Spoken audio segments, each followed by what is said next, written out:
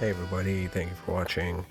I've got a neat little, fairly affordable watch here that I wanted to share with you. I've actually had several different versions of this watch, which is a Hamilton Jazzmaster Slim.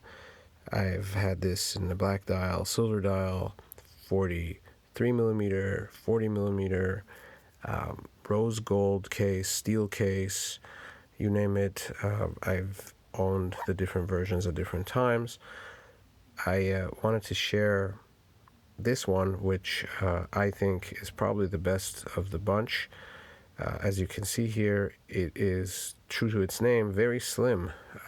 This is the larger 43 millimeter diameter version, and boasts a very slim case thanks to using an ETA 2892 movement.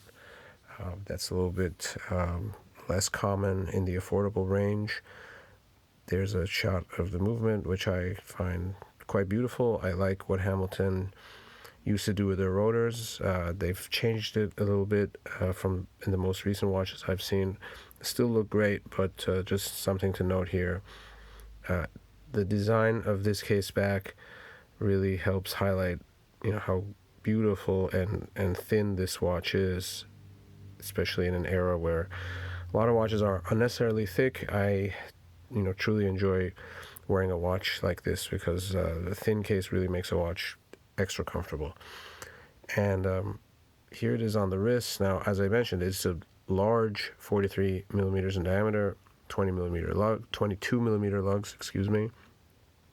But for some reason, and I don't really know the answer to this question, it doesn't wear too gigantic when it's on the wrist. In the hand, yes, it does look and feel like a dinner plate, but on the wrist, maybe because of the use of the mesh bracelet, it doesn't seem gigantic to me. And also, I think the fact that it's so thin helps dissimulate some of the bulk of the watch. But there it is. I think this watch gets way less attention than, let's say, the Hamilton Intra-matics, which are really popular. But I think it's just as nice of a watch. It does share lacking a second hand with the Intra-matic, which is something a lot of people critique. And if I had to pick, I'd rather have the second hand there. But all in all, I think it's a beautiful watch, worthy of consideration.